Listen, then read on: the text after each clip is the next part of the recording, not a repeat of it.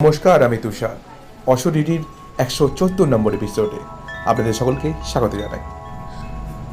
একটা সত্যি ঘটনা নিয়ে হাজির হয়েছি আপনাদের সামনে।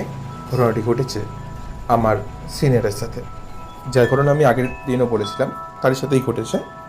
তো সেটাকে আমি বলতে চলেছি আবার। এই ঘটনাটা ঘটে থেকে প্রায় 12 বছর আগে। সেই সময়তে আমার যে সিনিয়র ছিলেন, তিনি তার বন্ধুদের সঙ্গে একজনের বার্থডে পার্টিতে যায়। মানে সেও তার দিদি বন্ধু আর কি। তো যেখানে যায়, যেখানের নাম ছিল মাটি কাটা, এটা ঠিক মেটিয়া ব্রিজের সংলগ্ন একটা এরিয়া, ওখানে চাকরি উনি কিন্তু। তো যান সেইখানে, এবার সন্ধ্যেবেলা গিয়ে পৌঁছয়। এবার মোটামুটি 4-5 জন ছেলে আছে, যার বার্থডে আর কি। তার সঙ্গে দেখা করে তাকে গিফট দিয়ে ওরা বলছে, ভেতরে আমরা বোর ফিল করছি, তো একটু বাইরে থেকে ঘুরে আসি।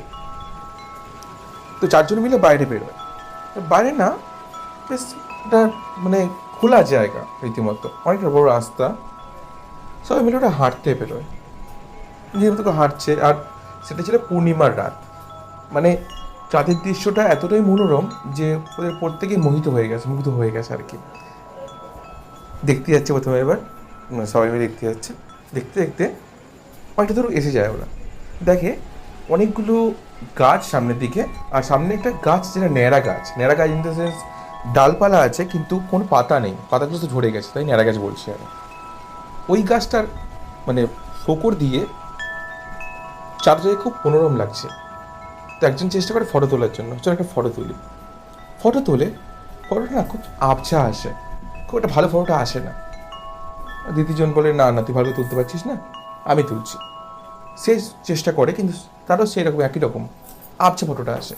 এরম করে 4জনই চেষ্টা করে, কিন্তু কারোর ফটোই ভালো আসে না। তো সেই সময় তো আর ক্যামেরা এত উন্নত ছিল না, তো সেই সময়কার ক্যামেরায় তুলেছিল আর কি, ফোনের ক্যামেরায়। তারপর তারা দরকার নেই, যাদের যখন ভালো ফটো আসছে না, চলো আমরা নিজেদের ফটো তুলে একটা তাদেরকে সঙ্গে নিয়ে। পরিকল্পনা অনুযায়ী ওরা 4জন মিলে একটা সেলফি তোলে ফোনে, চাঁদটাকে সঙ্গে নিয়ে। দেখার চেষ্টা করছে সেলফিটা কেমন এসছে। যখন দেখে চতুর্থ বন্ধুর কাঁধে যেন একজন কেউ হাত দিয়ে আছে, একটা আবছা কাইন্ড অফ নেগেটিভ টাইপের। দেখে না পুরো আশ্চর্য হয়ে যায় যে কি এটা, কি এসেছে। দ্বিতীয়জন আবার ট্রাই করে, সেম চতুর্থ বন্ধুর কাঁধে একজন হাত দিয়ে আছে, দেখতে ওরকম নেগেটিভ টাইপের। তারপরে ওরা বুঝতে পারে জায়গাটা ঠিক ভালো নয়। ওরা রীতিমতো 4জন ঘাবড়ে যাচ্ছে, কি করব। তখন আমার সিনিয়র আইডিয়া দেয়, চলো আমরা সবাই মিলে হাত ধরে যত তাড়াতাড়ি সম্ভব এখান থেকে বেরোই, আমরা কিন্তু কারোর হাত ছাড়বো না।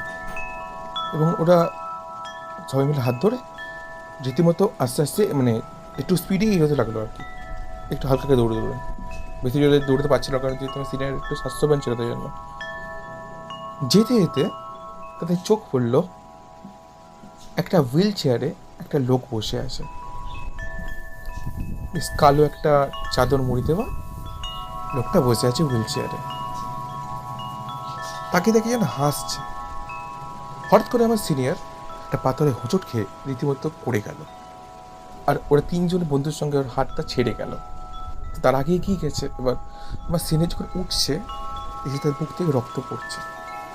আর ওর মধ্যে একটা পাথর গাঁথা হয়ে গেছে, ছোট্ট একটা পাথর গাঁথা হয়ে গেছে ওর মধ্যে। এতটাই মানে ভয়ানক অবস্থায় পড়েছিল আর কি হোঁচট খেয়ে। তো সেই অবস্থাতে তার মুখেও চোট লেগেছে কিছুটা। সে সাথে রীতিমতো হাঁটার চেষ্টা করছে যত দ্রুত সম্ভব।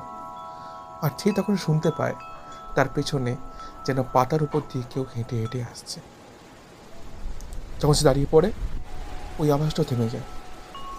আবার যখন সে চলা শুরু করে, আবার ওই আওয়াজটা শুরু হয়। এরম করে আওয়াজটা যেন আরও দ্রুত গতিতে আসতে থাকলো তার পেছন দিকে। আর সিনিয়র তাদের পেছানোর চেষ্টা করছে। ওইদিকে ওই যে বয়স্ক মানুষটা, যিনি হুইল চেয়ারে বসেছিলেন, তিনি হাত দিয়ে যেন আমার সিনিয়রকে আলিঙ্গন করার জন্য ডাকছে, দূর হাত বাড়িয়ে, আয় আয়, এরকম করছে। আমার সিনিয়র রীতিমতো পা চালিয়ে যতটা দ্রুত সম্ভব ওই হুইল চেয়ারের লোকটার অনেকটা দূর থেকে ক্রস করে নিয়ে আরেকটু গিয়ে পড়ে গেল। আর পড়লো একটা হনুমান মন্দিরের সামনে। তার সামনেই তার বন্ধুগুলো দাঁড়িয়েছিল।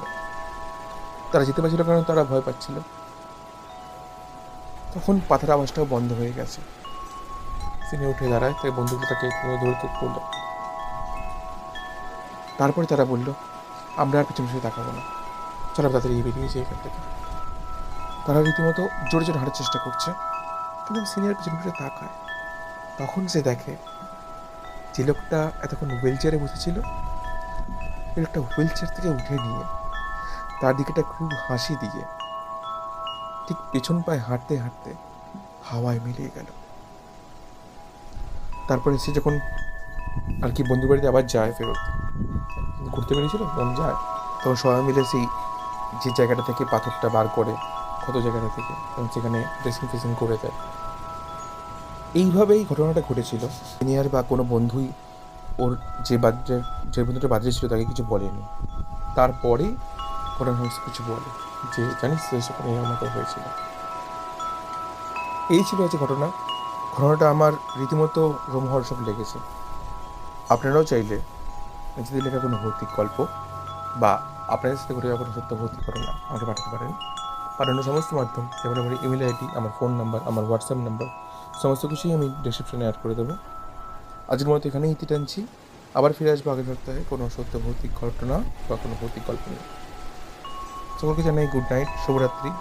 আর হ্যাঁ, সকলকেই বিলেটেড হ্যাপি ইন্ডিপেন্ডেন্স ডে। দেশ আগামী দিনে আরও বেশি গৌরবময় হয়ে উঠুক। নমস্কার।